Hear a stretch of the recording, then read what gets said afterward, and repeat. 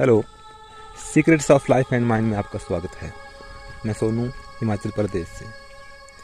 हम हर रोज़ कुछ ना कुछ देखते हैं, सुनते हैं, बातचीत करते हैं, बहुत कुछ फील करते हैं और इस दुनिया की बहुत सारी चीज़ों को समझते हैं। लेकिन सबसे अचंभे की बात यह है कि जिस माइंड से हम इस पूरी दुनिया को समझते हैं, हम उस माइंड को नहीं समझते। हमारी बॉडी का सबसे पावरफुल और सेंसिटिव पार्ट होता है हमारा माइंड। बल्कि हम यूं कह सकते हैं कि हमारा माइंड ही हमारी बॉडी का निर्माण करता है, माइंड ही हमारी बॉडी को बनाता है। ये ब्रह्मांड एक एनर्जी है, एक ऊर्जा है और हम सब और हमारे आसपास जितनी भी चीज़ें हैं सब इसी एनर्जी से बनी हुई हैं। जब एक बच्चा माँ के गर्भ में आता है तो एक बहुत ही छोटे से अंश के रूप में होता है, लेकिन इस छोटे से अंश में संपूर्ण रूप से माइंड होता है और माइंड के द्वारा ही उस छोटे से अंश में बच्चे के सारे अंगों का विकास होता है और जितना भी पालन पोषण उस बच्चे का उस माँ के गर्भ में होता है वो सब माइंड के द्वारा ही होता है। माँ के गर्भ में विकसित होने के लिए जितनी भी चीज़ें चाहिए वो सब माइंड ही प्रोवाइड करवाता है। अगर आप 100% अपने माइंड को समझ लेते हैं तो फिर आप इस दुनिया में कुछ भी कर सकते हैं। आपके लिए इस दुनिया में कुछ भी असंभव नहीं रहेगा। इस ब्रह्मांड में जो शक्ति हमारा और सारी चीज़ों का निर्माण करती है, उसके बाद हमारा माइंड ही सबसे पावरफुल चीज़ है और हमारा माइंड डायरेक्ट उस पावर के साथ, उस शक्ति के साथ जुड़ा हुआ है। मुख्यतः हमारे माइंड को 2 भागों में बांटा गया है, conscious mind and subconscious mind, चेतन मन और अवचेतन मन। कॉन्शियस माइंड वो है जिसके द्वारा हम जानबूझकर अपने होशो हवास में सारी चीज़ें करते हैं और सारे काम करते हैं। लेकिन सबकॉन्शियस माइंड के जो काम हैं, सबकॉन्शियस माइंड जो करता है उसके बारे में ज़्यादातर हमें पता नहीं होता है। अगर कॉन्शियस माइंड और सबकॉन्शियस माइंड की तुलना की जाए तो दोनों में सबसे शक्तिशाली जो है वो हमारा सबकॉन्शियस माइंड होता है। अगर हम कॉन्शियस और सबकॉन्शियस माइंड को समझने के लिए एक राजमहल का उदाहरण लें तो कॉन्शियस माइंड राजमहल के बाहर दरवाजे पर खड़े हुए एक पहरेदार की तरह होता है और सबकॉन्शियस माइंड राजमहल के अंदर बैठे हुए राजा की तरह होता है। जैसे महल के बाहर खड़ा हुआ पहरेदार किसी भी व्यक्ति को अंदर जाने से पहले उससे कई सवाल पूछता है कि कहाँ से आए हो, कहाँ जा रहे हो, किससे मिलना है, किसने बुलाया है, क्यों जा रहे हो। और अगर वो उस व्यक्ति से सेटिस्फाइड नहीं होता है तो वो उसको अंदर नहीं जाने देता। इसी प्रकार हमारा कॉन्शियस माइंड होता है। जब भी कोई नया विचार हमारे माइंड में आता है और सबकॉन्शियस माइंड में जाने की कोशिश करता है तो हमारा कॉन्शियस माइंड उसे रोक देता है और कई सवाल करता है। अगर आप अपने सबकॉन्शियस माइंड से कहोगे कि मैं दुनिया का सबसे अमीर आदमी हूँ तो आपका कॉन्शियस माइंड इस विचार को अंदर नहीं जाने देगा। वो बहुत से सवाल खड़े करेगा कि ऐसा कैसे हो सकता है, तुम्हारे पास ये काबिलियत नहीं है, तुम दुनिया के सबसे अमीर आदमी कैसे हो सकते हो, तुम नहीं हो सकते, तुम्हारे पास बिजनेस नहीं है, तुम्हारे पास पढ़ाई नहीं है, तुम्हारे पास एजुकेशन नहीं है, तुम्हारे पास ये नहीं है, वो नहीं है। हजारों सवाल खड़े करेगा और इस बात को रिजेक्ट कर देगा कि मैं दुनिया का सबसे अमीर आदमी हूँ।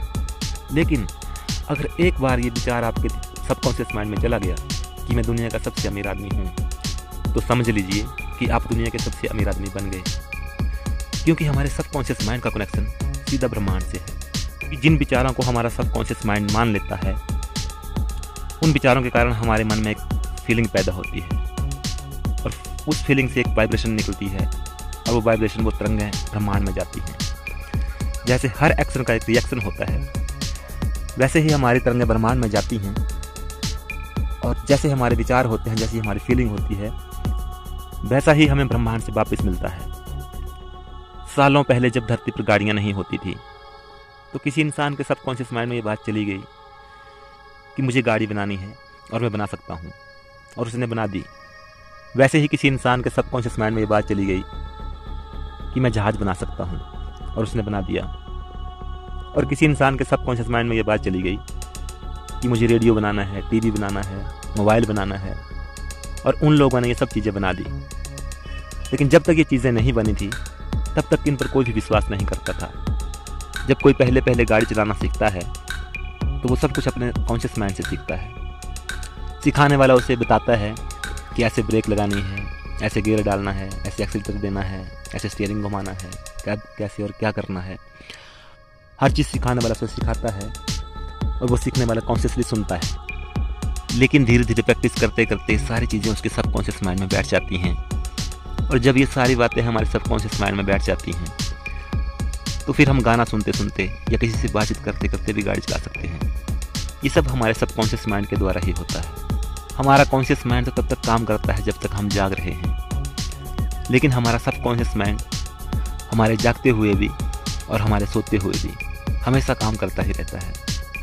जैसे हमारी पलकों का झपकना, दिल का धड़कना, सांस का चलना, ये सारे काम सबकॉन्शियस माइंड के द्वारा ही होते हैं। यानी कि हमारी माइंड की टोटल पावर में से 90% पावर हमारे सबकॉन्शियस माइंड के पास होती है।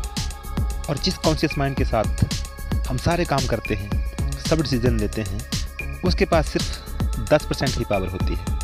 अपने कॉन्शियस माइंड को हम लॉजिकल माइंड भी कह सकते हैं, क्योंकि ये हर बात में लॉजिक ढूंढता है, कारण ढूंढता है।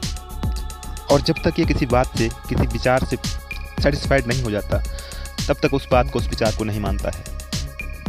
लेकिन किसी भी बात की पूरी तरह से जांच पड़ताल करने के बाद जब ये सेटिस्फाइड हो जाता है तो उस विचार को फिर सबकॉन्शियस माइंड के पास भेज देता है। और हमारे सबकॉन्शियस माइंड की एक खासियत होती है कि जो भी विचार इसके पास भेजे जाते हैं उनके बारे में ये कोई सवाल नहीं करता, कोई लॉजिक नहीं ढूंढता, कोई कारण नहीं ढूंढता, चुपचाप उन विचारों को मान लेता है।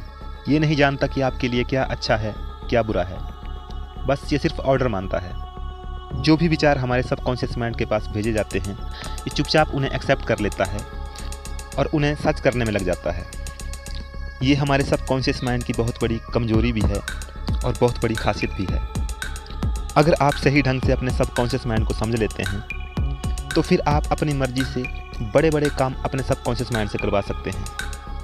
दोस्तों, अगले वीडियोज़ में हम जानेंगे कि आप कैसे अपने मन चाहे विचार सबकॉन्शियस माइंड के पास भेज सकते हैं और अपनी मनचाही चीज़ें हासिल कर सकते हैं जो आप पाना चाहते हैं। अगर वीडियो अच्छा लगे तो इसे लाइक कीजिए, शेयर कीजिए, लेकिन हाँ, चैनल को ज़रूर सब्सक्राइब कीजिए, क्योंकि लाइफ के लिए, सक्सेस के लिए मैं लाता रहूँगा आपके लिए खास बातें, एक नई सोच के साथ, एक नए विचार के साथ। मिलते हैं अगले वीडियो में। Good luck.